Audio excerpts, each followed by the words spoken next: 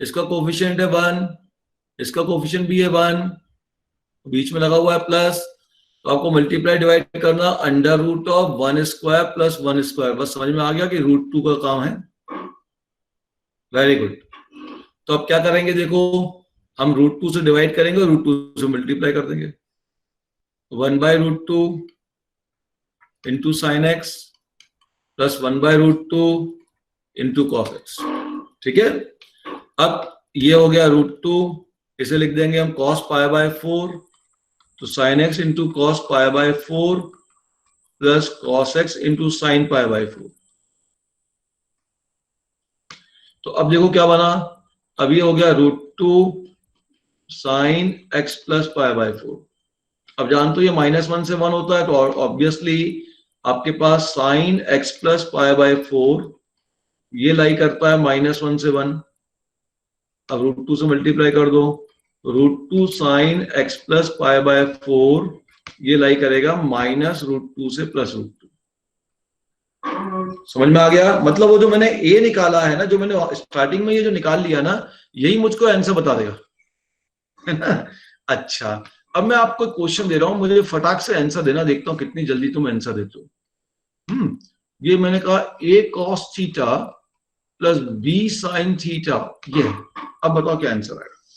तो देखिए f of theta जो होगा या f ऑफ x जो होगा वो अब लाई करेगा -√a² प्लस b² से plus √a² plus b²।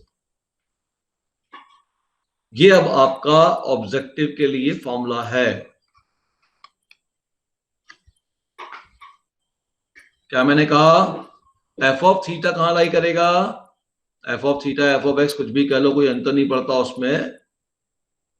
f of theta अगर a cos theta plus b sin theta है, f ऑफ थीटा अगर a cos theta plus b sin theta है, तो f ऑफ थीटा की वैल्यू लाई करेगी minus of √a² plus b²। यही तो आ रहा है, ठीक है, से प्लस √a² प्लस b²।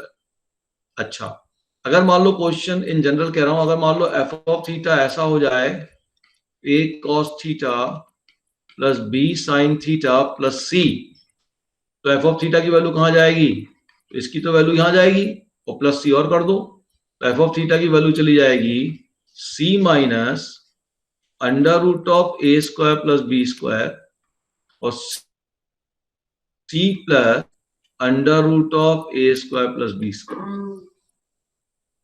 एक इसमें बहुत चीज इंपॉर्टेंट पॉइंट ध्यान रखना, ये इंपॉर्टेंट पॉइंट बच्चे ध्यान नहीं रखते और फिर यहां मिस्टेक होती है।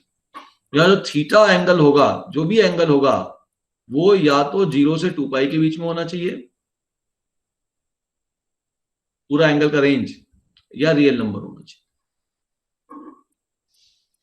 मतलब ये एंगल का रेंज ये होना चाहिए, रियल नंबर होना चाहिए। कुछ नहीं बोला तो हम रियल नंबर मान के चलेंगे, तभी ये फॉर्मूला एप्लीकेबल है। अगर ये रेंज 0 से 2π की बजाय 0 से π हो गया, नोट कर लो, अगर ये रेंज थीटा का 0 से π हो गया तो ट्रिग्नोमेट्री फेल हो गई, अब कैलकुलस लगेगी।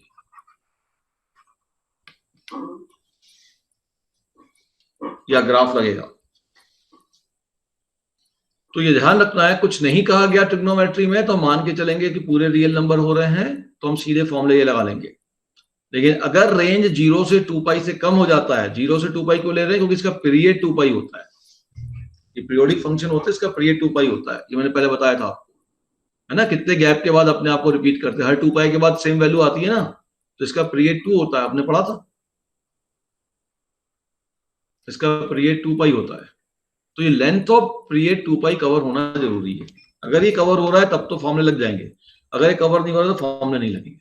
ठीक है, क्लियर हुई बात? अच्छा, अब एक लास्ट क्वेश्चन देख लो और इसको खत्म करते हैं अपन फटाफट।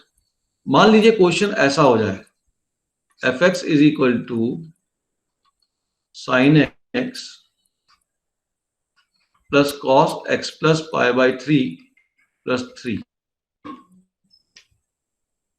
तो देखिए क्या है कि ये फॉर्मूला कब लगते हैं या ये कैलकुलेशन कब कर सकते हैं, जब ये दोनों साइन कॉस की पावर, फिर से मैं थोड़ा और बातें इसमें क्लियर कर दूं, ये साइन कॉस की पावर 1 होनी चाहिए, साइन कॉस की पावर 1 होनी चाहिए और ये एंगल सेम होनी चाहिए।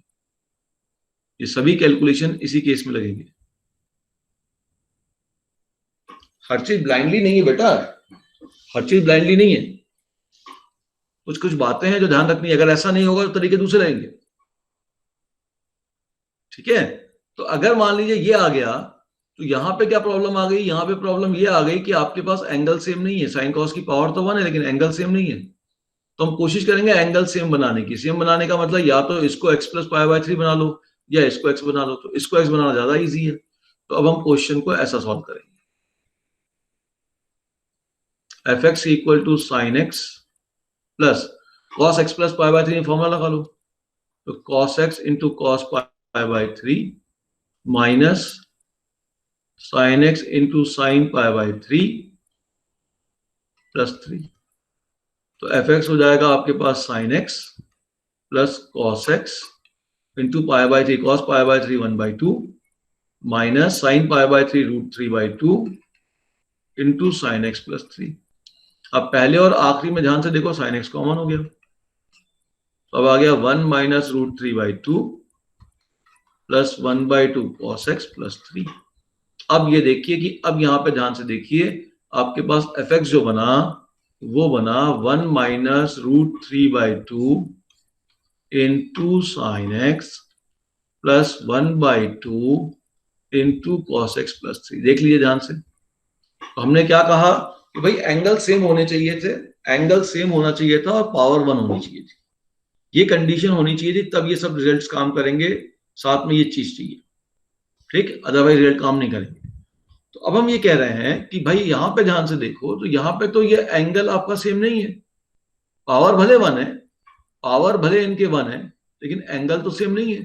तो cos पाई बाय 3 में cos a प्लस बी का फॉर्मूला लगा लिया, cos a cos b minus sin a sin b। अब ये फॉर्मूला लगा लिया, कलेक्ट कर लिया हमने, ये क्वांटिटी आ गई। अब इसको कंपेयर करो आखिरी वाले रिजल्ट से, ये तो यही रिजल्ट लिखा हुआ a cos theta plus b sin theta plus c, वही तो लिखा हुआ है। और थीटा x के बारे में नहीं मालूम, तो x है ऑल रियल नंबर, नहीं मालूम, तो सीधा आंसर हो जाएगा कि एफ एक्स की जो वैल्यू होगी that will be greater than equal to, ठीक है ना, 3 minus under root of 1 minus √3/2 का होल स्क्वायर प्लस 1/2 का होल स्क्वायर। तो सॉल्व करना पड़ेगा इसको, and less than equal to 3 plus under root of 1 minus √3/2 का होल स्क्वायर प्लस 1/2 का होल स्क्वायर। ये आंसर है। आई होप आज की क्लास सबको समझ में आ गई होगी।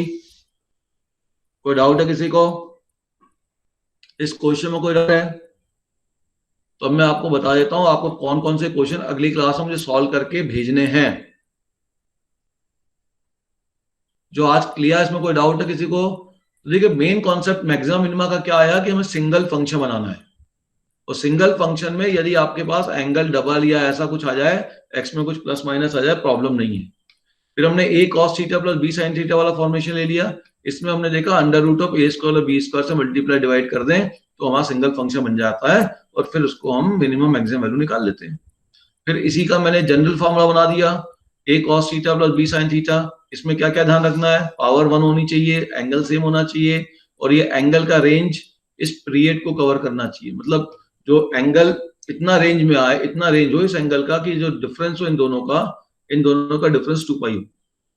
अगर ऐसा होगा तो सीधा फॉर्मूला लगाया जा सकता है, ठीक। फिर मैंने एक क्वेश्चन ले लिया कि भाई एंगल सेम होना चाहिए, यहाँ एंगल सेम नहीं था तो एंगल सेम बना दिया।